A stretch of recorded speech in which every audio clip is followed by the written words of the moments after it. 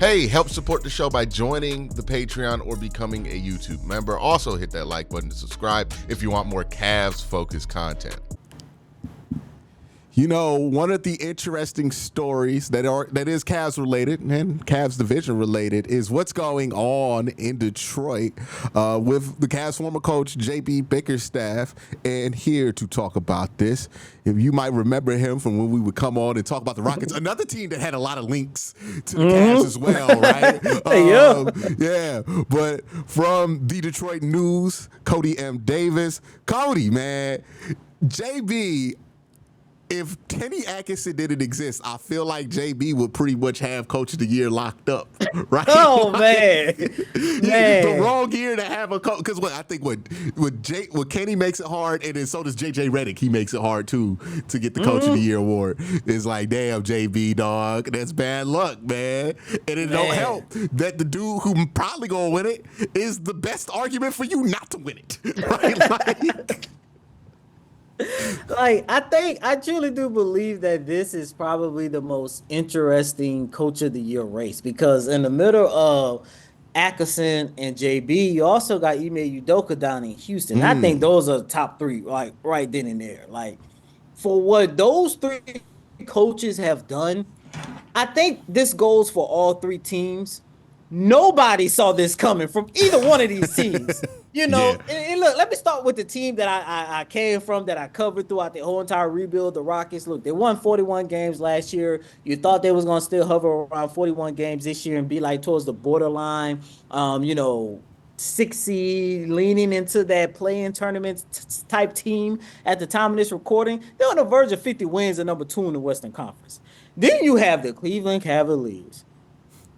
Correct me if I'm wrong, Quincy, but they're on the verge of like their best season in franchise history, and that's even when you include the legacy that LeBron James left as well. Correct? Right now, they have 58 wins. That's more than LeBron won the year he won the championship in Cleveland. It's also more than any other non-LeBron team. It's only behind 2 LeBron seasons. That would be 9 and 10. The right? last 2, right? 60 wins, the Danny Green dancing year, and then the last year in Cleveland, there was 66 wins that they got there. That was crazy. 66 wins is still crazy. So you looking at it on that roster. Yeah, I know, right? Now, look, let's stop that part right there, because then I was about to say something else, going to go into a whole nother type of conversation about him. But so you're looking at a situation where they were putting together their best season, one of their best seasons of all times, and it's coming off a year to where nobody really knew what the Cavs was going to do after they lost in the second round to the Boston Celtics. Now, I was one of the people, like, it might have been a little bit unfair to fire JB Bickerstaff from the outside looking in. Let me just say that, because look, I saw what he was able to build in Cleveland. You know, he had an opportunity to develop a lot of great players. You go out and get, top 10, top 15 player in Donovan Mitchell. In the last 2 years, it seemed like every single year they was taking a step. Y'all lost to Boston, a team that I don't care who was in front of them. I think last year Boston was definitely going to win the championship regardless of who they played. And it's like, there's no shame in that. But in addition to departing from JB Bickerstaff, you start hearing rumors about this player, then like this player. These group of players wanted this player to play, but this player was hurt. Was he hurt? Was he not hurt? He had the Donovan, Mitchell situation. Rumors about him going to the Knicks, which, by the way, I'm so glad they finally stopped talking about that, because I got so sick and tired of that stupid rumor. But with just so much going on, this player don't like being paired with this player. So it was just like, okay, that might be a mess. Then everybody knows, look, since 2019, the Detroit Pistons was basically a laughingstock in the league. So it's like all three of those teams, all three of those coaches, you look at where they all were like 9-10 games left in the regular season, and it's like you're looking at the top 3 storylines or 3 of the top 5 storylines in the league, and at the top of the list is the Detroit Pistons, a team that, as we all know, won 14 games last season. The year before won 17 games. The year before that won 20 games. And the year before that won 22 games. So while most teams, whether they get a 1-game improvement, a 3-game improvement, a 5-game improvement, i.e. the Houston Rockets when I was there covering them, the Pistons was going backwards. So it was like, what are y'all doing? And for JB Bickerstaff to come in and literally be the guy that has really restored the Detroit Pistons, restored Detroit basketball, the respectability, the relevancy, just everything. When, let me see, JB Bickerstaff got hired, I want to say at the end of June, and it was like 2 weeks before I got hired at the Detroit News. So we kind of came in around the same time. But I remember even before I got the job and I was looking at the situation in Detroit and I started hearing that, hey, they probably gonna be looking at JB Bickerstaff, I said to myself, that's going to be the best coach for this young team. Because it doesn't matter if JB Bickerstaff was in Cleveland or it doesn't matter if JB Bickerstaff was in Memphis. He knows, and this is one thing I will always give him, he knows how to build a strong foundation for a team to flourish. Now, it's unfortunate that, in Memphis, really didn't get an opportunity to, to enjoy the fruits of his labor. Damn sure didn't get the opportunity to enjoy the fruits of his labor in Cleveland or whatever. Hopefully he gets that chance now in Detroit. But it was like, he's definitely going to start turning his franchise around. Now, granted, I didn't see 41 wins at the time of this recording, 6th seed in the Eastern Conference, and given how these last 2.5, 3 weeks of the regular season goes, you're looking at a situation where they might have an opportunity to move up to the 4th seed, or realistically the 5th seed, and host a playoff, first round, or be in the 5th seed playing against the Bucks or Indiana, or staying in the 6th seed and you playing in the Mecca against the New York Knicks in the first round. Nobody saw this coming, and JB Bickerstaff is a main reason why. And the thing I think that happened with JB in Cleveland was when they traded for Donovan Mitchell, the timeline got accelerated faster than JB could keep up with as a coach, right? Like all of a sudden, because they went from like a 44, like a slightly above 500 team. The first year they had Evan Mobley, that Darius, and all that. They got into the play-in, didn't win, so they didn't make the playoffs that year, but then they traded for Donovan Mitchell, and now you are a 50-win team. Like you have 50-win or 50-plus team with the superstar expectations. And one, I don't think the Cavs roster was there yet. He kind of got criticized for some stuff that I didn't think that was under his control. Like how he gets criticized for that New York series, I just don't know what he could have done to make an adjustment there, because it was like Robin Lopez was on the bench. Like there was nothing to adjust to big wise. And you had like baby Evan Mobley, and even smaller Jared Allen than he is now out there against Mitchell Robinson. They got bullied. Like it just was a bad matchup for them in hindsight. So, he gets blamed for that. Last year, the vibes just went bad, and I think it's partly because JB got there late with Darius, and he got there really late with Donovan, right?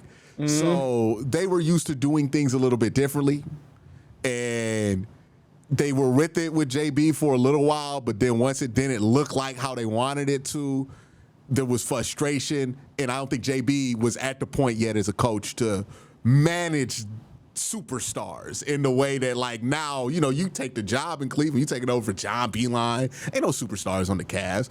But now you're looking at it and it's like, okay, well, Darius Garland's now a all-star, right? Like Donovan Mitchell is a legitimate superstar. Evan Mobley is a budding superstar in the league at that point.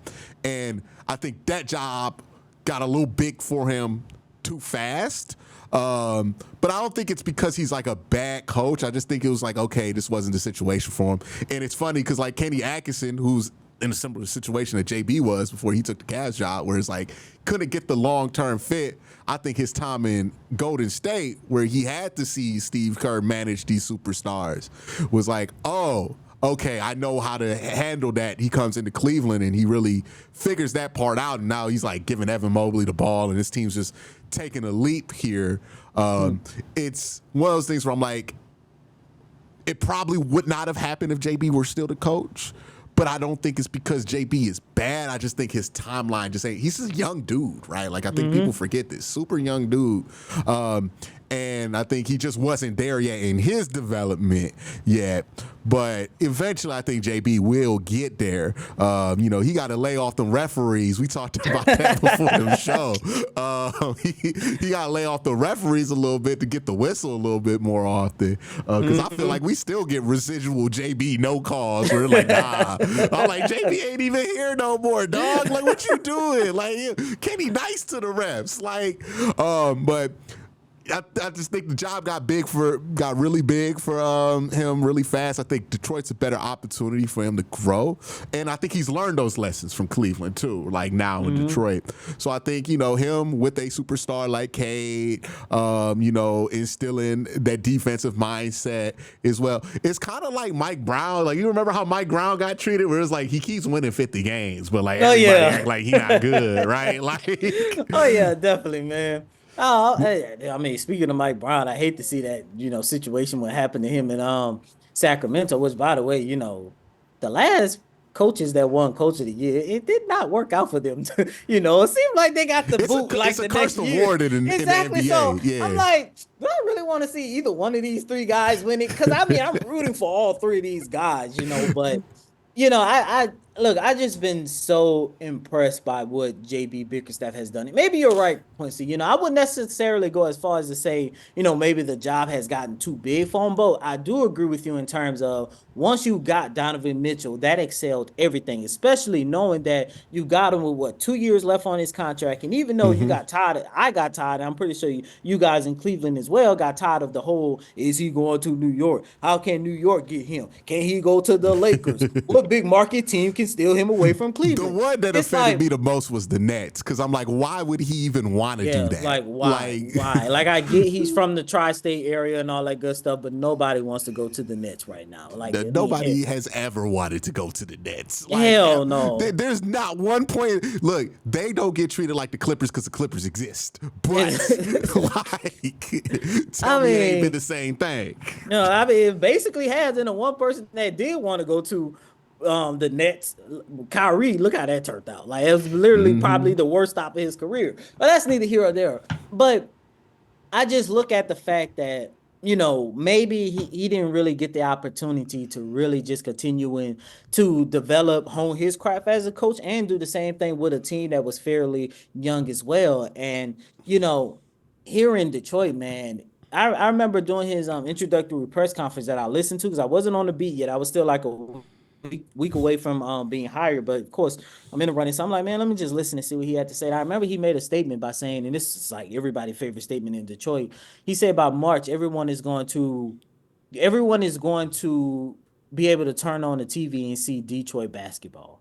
And what he meant by that, he meant the physicality, the defense, the team basketball, everything that when you think of the Detroit Pistons, whether it's the bad boy era, the going to work era, that's what he wanted to bring back. And if you take a look at JB Bickerstaff coaching record and the attributes that makes JB Bickerstaff one of the best coaches in the league, that's right up his alley. The physicality, the teamwork, especially the defense. It's like, and even the player development. Everything that has made JB Bickerstaff respectable throughout his whole entire career has shown itself in Detroit. And that's why, look, if I had a vote, I would vote JB Bickerstaff because out of all of the coaches, Kenny Atkinson, which, by the way, I love the job that he's doing in Cleveland. I hope he gets an opportunity to build off the fruits of his labor because I hated how the way the Brooklyn Nets did him after that young team. Kind of a similar situation. You had a young team on the rise with Spencer Dinwiddie and D'Angelo Russell. Harris and all those guys. Like Jared you had a young team on the rise. Yeah. Like you had a young team on the rise, and then you throw all that away for Kevin Durant and Kyrie Irving, and you give him the boot for like no reason. And it's just like that didn't work out to you. I mean, look, I don't want to bring this up, but talking about another coach that's in the running for Coach of the Year that, got the boot for another situation, whether fair or Oh. unfair. But look, Ime Udoka, but at the same time, I just look at it. The reason why JB Bickerstaff would get my vote if I have one, don't know if I do or not, but hopefully I do. But the reason why I'm rooting for JB Bickerstaff to get a vote, it's like, look, at the end of the day, both Kenny Atkinson, he was walking into a better situation. Ime Yes. Udoka, he was literally just building off the success that he started to build the year before when the Rockets won 41 games. The Pistons, man, they had people in Detroit. Look, they won 14 games last year. There was people in Detroit that would have been happy just if they would have doubled that. That alone. That's what, 28 games, 28 wins. That was literally the ceiling for this team. And once again, here we are with 41 wins. There's a possibility they might end up winning because their schedule do get a little tough in these last 2-3 weeks of the season. But there's a possibility they're still going to have an opportunity to steal a handful of these. They might end up with 45 wins and end up being one of the best one-year turnarounds that we've seen throughout NBA history, like in the regular season alone. So, I mean, look, they ain't about to be like the Boston Celtics that went from, 20 wins to like 65 in the championship back in 2008. But it's been remarkable, man. And JB Bickerstaff, look, yes, Cade Cunningham, with him being healthy, he is thriving. All the veterans that they didn't add it, Tobias Harris, Malik Beasley, Tim Hardaway Jr., all the other young guys, and Jalen Duren, Jaden Ivey before he got hurt. Hopefully he gets an opportunity to come back. Like, everybody across the board has done their job in terms of the players, the ownership, and everything. But when you take a look at this turnaround, man, it starts with JB Bickerstaff, and it's not just what he did in Cleveland. I mean, Detroit. It's what he was able to do in Cleveland, what he started to do in Memphis. I remember last year with the Rockets, I had an opportunity to ask Dylan Brooks, who was the one coach that literally gave you an opportunity, gave you this blueprint on how to play defense and how to go out there and have that tenacity that we see. And he mentioned JB Bickerstaff. He was like, man, Bickerstaff was my first coach, and he was the one that gave me the blueprint to the person that you see today. So it's like, man, JB knows how to develop talent. He knows how to lay a foundation that's going to let these players and these teams thrive. And this is what, the third time, hopefully the third time the charm for him. But man, shout out to JB for real. Yeah, like, it was a tough situation to bounce back from too, right? Because like the Cavs, they weren't in a second round bounce conversation 3 years ago when he started taking over for that job, and now you're getting fired for a second round bounce. It's a tough situation for him. Now let's talk about what I think is the most fun part about JB landing in the division with Detroit.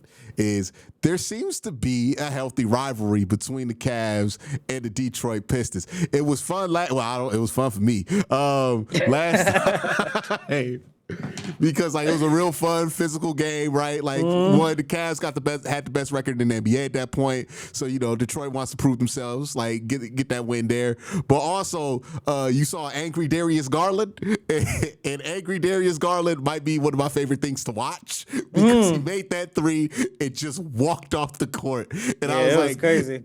And the one thing that interdivision basketball in the NBA especially has been missing is that like healthy divisional rivalry part. We see it in football all the time, right? Browns Steelers, Ravens Steelers, right? Like where there's like that healthy rivalry. I'm like, if JB stays there a while and stays successful, the Cavs stay successful, I could see that being a fun rivalry between Detroit and Cleveland because it's already there. But last time, did Jared Allen hard foul somebody? Yeah, Jared Allen and Asar Thompson got into it. That's when I was like, okay, this is definitely a rivalry that's back. Because one of these guys are, look, for me on the beat of both the Rockets, last couple of years with the Rockets and with the Pistons, I always go into these games in terms of, I know this player, that player, and this player can do something and turn everything upside down with my coverage for the night, I'm just thinking about who you're thinking about with Houston. Just think of Houston, I want to give y'all a timeline. Y'all can go back and look at the roster if y'all want, but what, 2020 to like 2024, just look at some of the players that they have. Always one or two players. It's like, look, at any moment, anything can happen. It is like I can go from talking about, the Rockets lost to, hey, I hope he don't get suspended. Same thing here in Detroit. And then there's some players you never have to worry about. So when that little situation happened between Asar Thompson and Allen, I'm like, This was never on my bingo card at any moment. Like, what is going on? Didn't Allen get ejected as well?